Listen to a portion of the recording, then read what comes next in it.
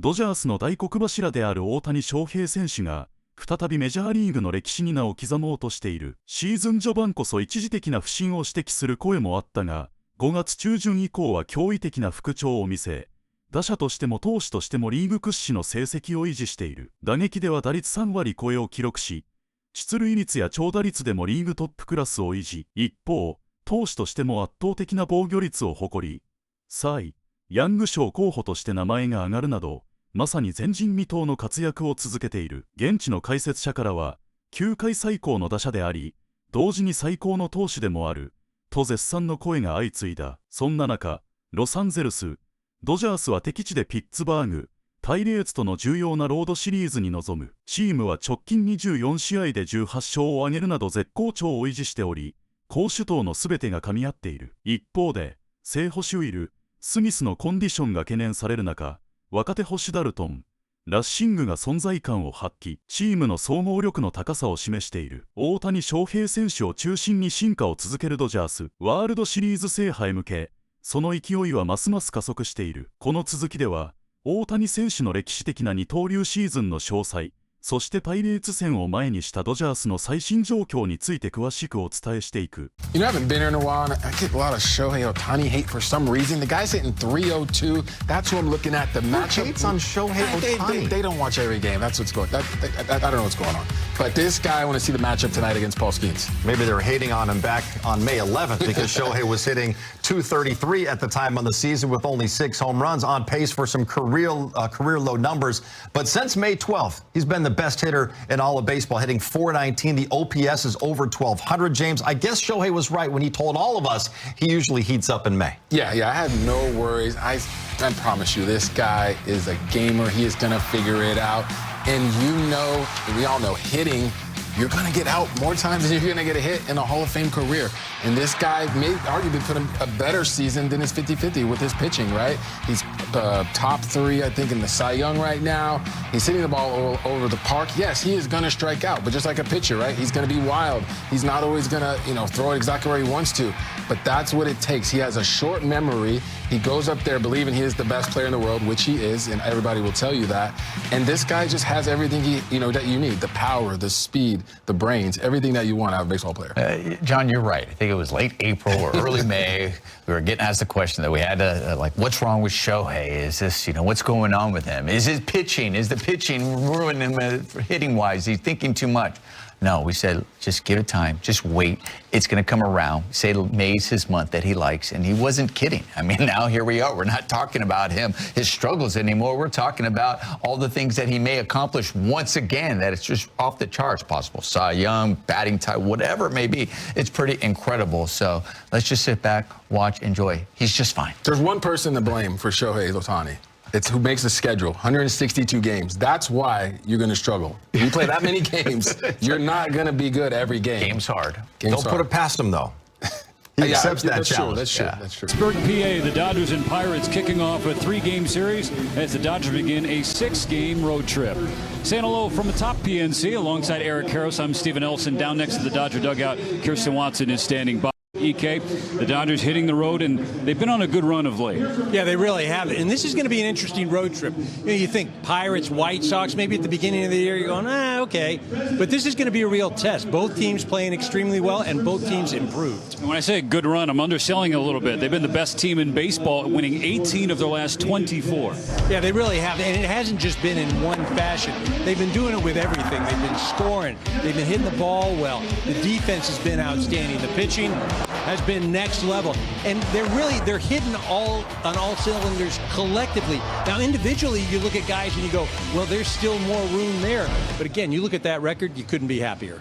They'll kick things off from a pitching perspective. The Dodgers will face one of the best in the business, the reigning Cy Young Award winner in the National League, and Paul Skeens, and Eric Lauer will make his 3rd start as a Dodger. Well, it'll be an interesting test tonight. Skeens, obviously, he's looking to get back on that run that he's been the last couple of years. He's had some struggles this season, but still a dominant pitcher. Eric Lauer. Now, he had a great start against the Rockies. The Diamondbacks wasn't as efficient. He's looking to get back on track. Maybe throw that curveball a little more often. All right, let's check in with Kirsten downstairs, who has more in the Dodger lineup. Thanks, Steven. So this is now the third game in a row in which the Dodgers have been without Will Smith, who was scratched on Saturday, dealing with some neck stiffness. He did play catch, was able to take some swings today, but Dave Roberts has said he's still just not right, and now a potential IL stint is on the table. But the good news has been is that Dalton Rushing has truly stepped up. He made a goal coming into this year to always be available and be the guy whenever Will needed some time down. He's been excellent the month of June. He's 7 for 14 at the plate and behind the plate. He's been really good with the pitchers. Dave Roberts feels very confident with where he's at. Feels really good about him stepping up right now, guys. Coming off one of his best games of the year on Sunday against the Angels.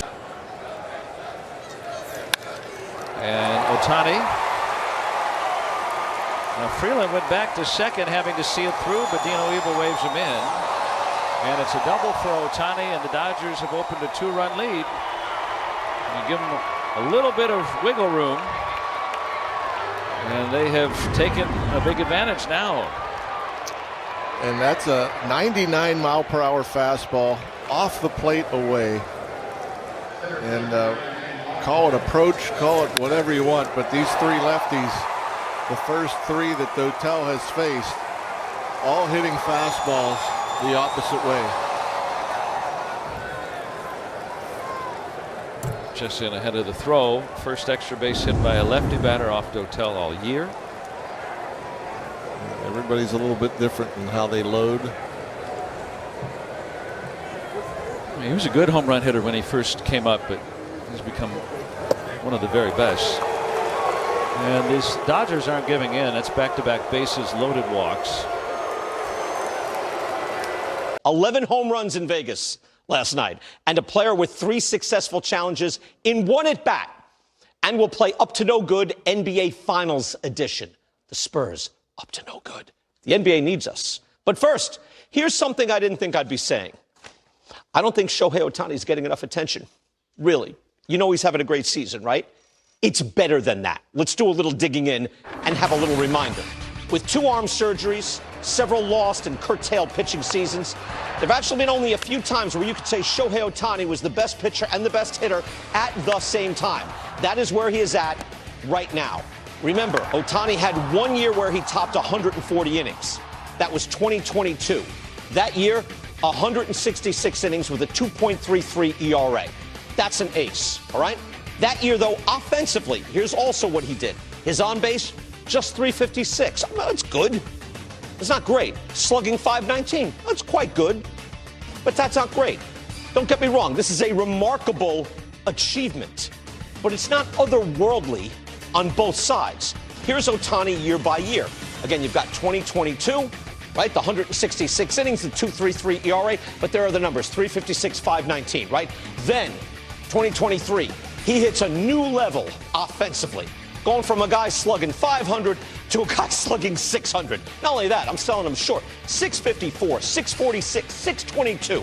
That's a whole new ball game. The pitching seasons, though, it drops from there. 130 innings. Arm surgery the next year. Misses a year. Last year, effective, right? 47 innings. Didn't pitch until well into the season. Limited workload. Again, amazing that he's doing this at the same time, but it's limited. But now this year, the emphasis on pitching was obvious starting in spring training. He's had now in the regular season 10 starts. He's given up 0 runs 5 times, 1 run 3 times, 2 runs twice. One of those runs was unearned. Total dominance. He pitches every 6th day, so that's an extra day of rest, but he's made every turn in the rotation. So here he is right now, 61 innings, a 0.74 ERA. Al Leiter, a 0.74. Even Al gets into the wonky numbers now. But essentially, you're somewhat responsible for the runs you give up. I still believe that. A 0.74. Technically, he's 5 innings shy of being called qualified. So if he doesn't show up on your ERA leaderboard, wherever you look, that's why. You've got The Miz at 150, could be the league leader. Christopher Sanchez, Chase Burns, Chris Sale. By the way, looking ahead, the Cy Young race, Zach Wheeler, Yamamoto, and Paul Skeens, they'll be heard from. They'll be involved. But a 0.74, if Shohei Ohtani finishes with this kind of ERA, something never done he has to win the Cy Young. I almost always go with RA9 WAR, the innings and runs allowed formula. I won't need one for this. This is out of this world. Don't get cute. This guy wins. But I don't know if you've noticed, as the Dodgers have quietly pulled away in the NL West, Ohtani has picked up the hitting. He's now hitting .302 with a league-leading .417 on base, slugging a healthy .522. That's a 160 weighted runs created plus. 60% better than league average. That's a good Freddie Freeman year. Or Joey Votto floated around that in his prime. We'll talk to Joey later in the week. That 160 is tied for the league lead. Now, here's guys from the American League, right? Yordan Alvarez is clearly the best hitter in baseball. Ben Rice is crushing it. Nick Kurtz as well. But there's a tie in the National League. Shohei Ohtani, let's get Drake Baldwin in here, too. He's injured right now. But he leads the National League in hitting, so he's not quite qualified for innings. He's not quite the best hitter in his league, but he's closing in on both. He's right there.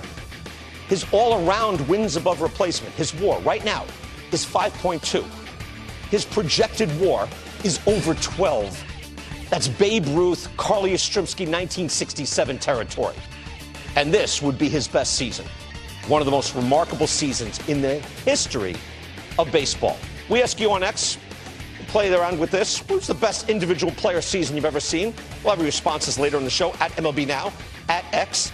Mark Feinsand is here. Al Leiter is here. Hello, fellas. Hi. Are you writing a column now as we speak? No, I was looking up something to counter. He's looking to buy a car. Yeah.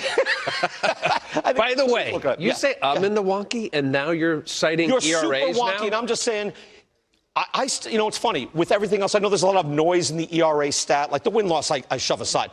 But the ERA, you're somewhat responsible. I'm saying, Al, a 0.74, you have my full attention. Even further, well, his last 5 starts, he's 4-1, 31 innings. He's only given up three earned runs, and that was his last start against Houston. He gave up 2. No, this is next level. And I would even say further, take away Babe Ruth and the black and whites, Otis Wagner. Yeah. It's Barry Bonds, Mickey Mantle. Yastrzemski's in there with the highest WAR historically. I'm looking at his best year as a pitcher was in 22. He had a 6.3 WAR. I'm combining it with his 9 WAR in 2024. I see him every bit as good as he was as a pitcher in 22 at the 6.3 with a 2.33 ERA. Yes, I will the ERA. This could be a 15-16 WAR. Now you're getting credit. No, I'm not. I mean, it's possible. He'd really have to do it. By the way, we assembled this. We did this post-integration. Hold on now. We have full screen. Okay. Back what you're saying here. Here are the greatest seasons of all time. Take out, like, the black and white guys, even though I think Carly Yastrzemski is kind of in, you know, like a sepia tone there or something from 1967. But, yeah, the dead ball guys, come on, it's not comparable. Yep. But Dwight Gooden was a 13-win season, 1985. That was remarkable. Steve Carlton is 27-win year, right? Yaz, the impossible dream year. Clemens, Bob Gibson, the 1.12 ERA. Big Barry Bonds, and a Fergie Jenkins year. I like that Fergie gets in here. So I'm whatever, if it ends up being like 13 or 14, it's mind-boggling. And I think he's kind of, it hasn't snuck up into it, but his offense now, it's as if Freddie Freeman is also the best pitcher in the league. So think about that for a second. Yes. If Freddie Freeman with a 160 OPS plus is also the best pitcher in all of baseball, that's what we're dealing with here. Well, first of all, it's nice to see Shohei Ohtani finally getting some recognition. It's yes, yeah. We really haven't. We sort of overlooked. It's about time. Yeah. I mean, Al, you mentioned his last 4 starts, 4-0, .38 ERA. Yeah. Oh, and in that time, he leads the majors in batting average, on base, and slugging. So clearly, he is, on a bit of a roll, both sides of the game. My question for you, BK, the .74 ERA. Let's say he finishes the year at .98, whatever it may be. Okay. You said he's got to win the Cy Young. Christopher Sanchez right now at 1.5 is on pace for 230 innings and almost 300 strikeouts. If Ohtani is, let's call it 80 innings shy of Sanchez. 80. And all Sanchez, right. Now, you've created that. If That's Ohtani throws a 150 innings. And he's 230? And Sanchez, well, he's on pace right now, 228. Yeah, right. Let's say 225 to 150. See, I'm sensing, and early on. Then is it more of a question for you? Yes. I mean, at a certain point.